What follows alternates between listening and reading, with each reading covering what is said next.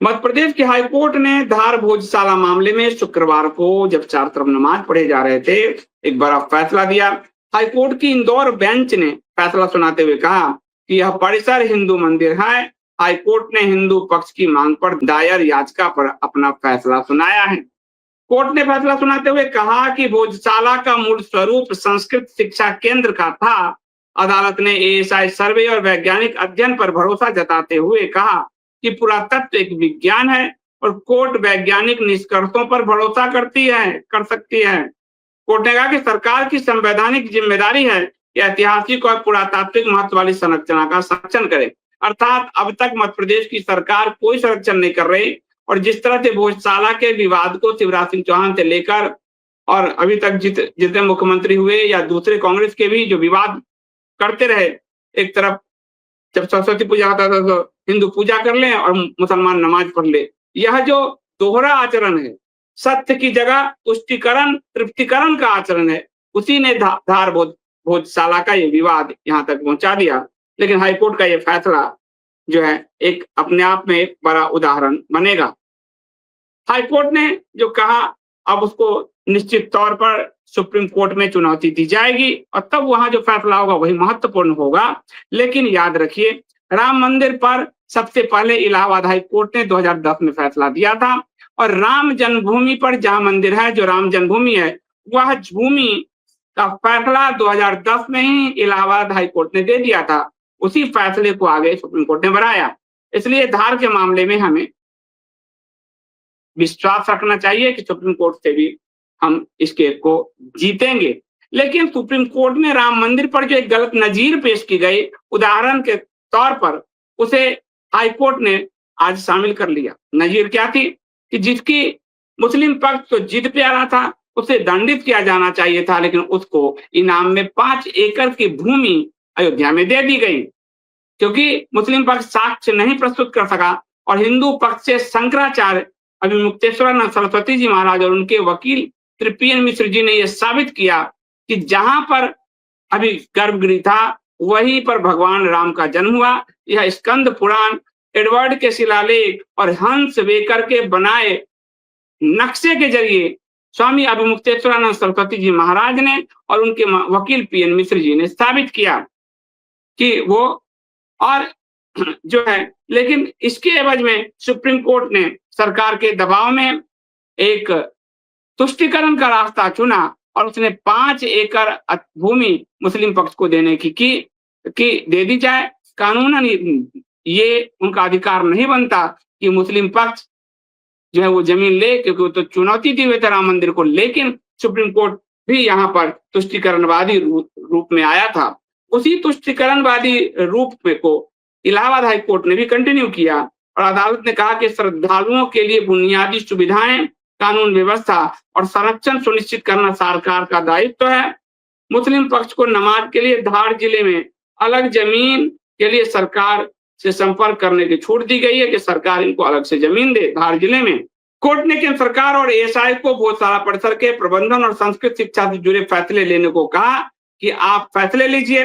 यानी अब सरकार यदि लटकाती है, इसका मतलब है कि सरकार की मंशा बिल्कुल वो जो धार का भोजशाला है उसको हिंदू मंदिर के रूप में विकसित करने का नहीं है और इसलिए उसने इसमें इंटरेस्ट नहीं लिया है। कोर्ट ने केंद्र सरकार और एएसआई को भोजशाला परिसर के प्रबंधन और संस्कृत शिक्षा से जुड़े फैसले लेने को अनुमति दे दी है।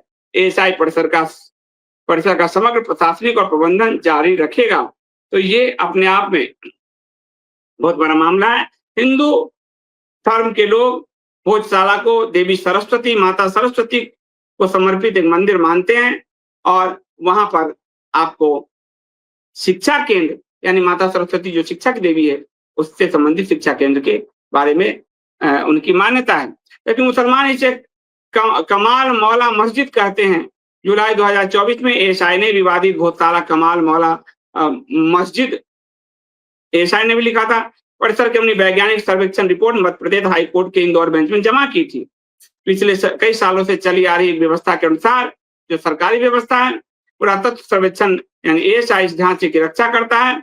एएसआई ने हिंदुओं को हर मंगलवार को गौशाला में पूजा करने का अधिकार दिया और मुसलमान को शुक्रवार को नमाज पढ़ने का। ये एएसआई मोदी सरकार चलाती है, मोदी सरकार के अधीन है, केंद्र के अधीन है, और राज्य में भाजपा सरकार है। डबल इंजन में मंगलवार को वहां हिंदू पूजा कर सकते हैं और शुक्रवार को मुसलमान। यही भाजपा की तृप्तिकरण नीति है जो हर योजना में झलकती है।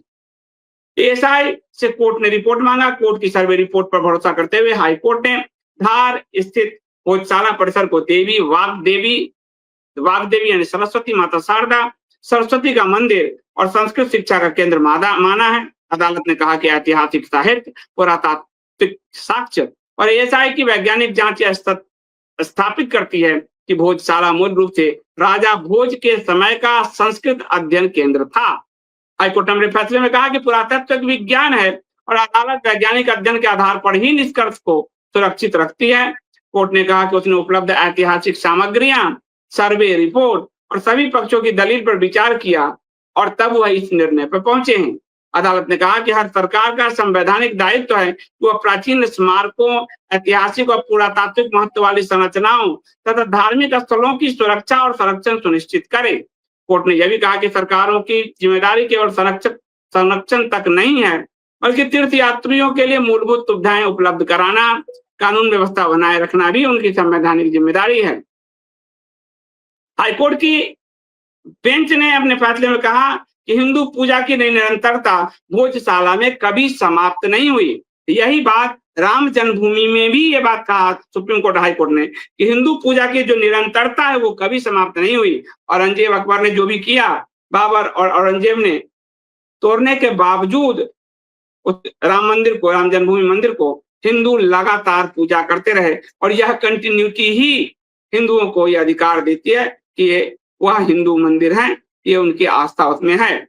इसलिए उन्होंने कहा कि पूजा की निरंतरता कभी समाप्त नहीं हुई। अदालत ने माना कि ऐतिहासिक दस्तावेज और साहित्य से यह स्थापित होता है कि मूल चरित्र भोजशाला में जो है वह परमार वंश के राजा भोज से जुड़ा एक सांस्कृतिक एक पूजा केंद्र और संस्कृति शिक्षा केंद्र था।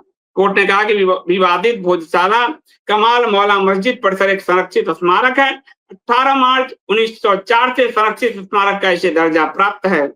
अदालत ने स्पष्ट कहा कि इस क्षेत्र का धार्मिक चरित्र भोजशाला और देवी वाग्देवी सरस्वती मंदिर के रूप में स्थापित होता है। और हाईकोर्ट ने वर्ष 2003 में एएसआई द्वारा जारी उस आदेश को रद्द किया जिसमें हिंदू पक्ष के पूजा अधिकार पर प्रतिबंध लगाए गए थे। हिंदू पक्ष को पूजा अधिकार भी मिला। हाईकोर्ट ने एएसआई के उस आदेश को रद्द कर दिया जो 2003 का था। और मुस्लिम समुदाय को नमाज की अनुमति दी गई थी 2003 में। 2003 में भी वाजपेयी जी की सरकार थी, नोट कर लीजिए। केंद्र एएसआई केंद्र के अधीन आता है। तो एएसआई वाजपेयी की मौला सरकार ने क्या किया, ध्यान से सुनिए। हाईकोर्ट ने 2003 में एएसआई द्वारा जारी उस आदेश को रद्द किया जिसमें हिंदू पक्ष के पूजा अधिकार पर तो प्रतिबंध लगाए थे और मुस्लिम समुदाय को नमाज की अनुमति दी गई थी। इस संघ की मौला वाजपेयी सरकार में किया गया था। एएसआई केंद्र के अधीन आता है, संस्कृति मंत्रालय का अधीन आता है। कोर्ट ने कहा कि 2003 का आदेश हिंदू पक्ष के अधिकारों को खत्म करता, सीमित करता था, इसलिए उसे आज निरस्त किया जाता है। तो मौला वाजपेयी और मौला भाजपा का एक और रूप आपके सामने आया। साथ ही अदालत ने केंद्र सरकार और एएसआई को भोजशाला परिसर के प्रबंधन और व्यवस्था को लेकर निर्णय लेने का निर्देश दिया कि अब एएसआई और केंद्र सरकार बहाने नहीं बना सकती। अदालत ने केंद्र सरकार को ये निर्देश दिया है। कोर्ट ने कहा कि पूरे परिसर का प्रशासन और प्रबंधन एएसआई जारी रखेगा और मुस्लिम पक्ष को उसने कहा कि एक अलग से मस्जिद दे दिया जाए। अदालत ने यह भी कहा कि देश की संस्कृति और ऐतिहासिक विरासत का संरक्षण संविधान की भावना का हिस्सा है और सरकारों को इस दिशा में सक्रिय भूमिका निभानी चाहिए। तो ये आपको एक बड़ा ही ऐतिहासिक फैसला है, इसके बारे में आप सबको जानना जरूरी था।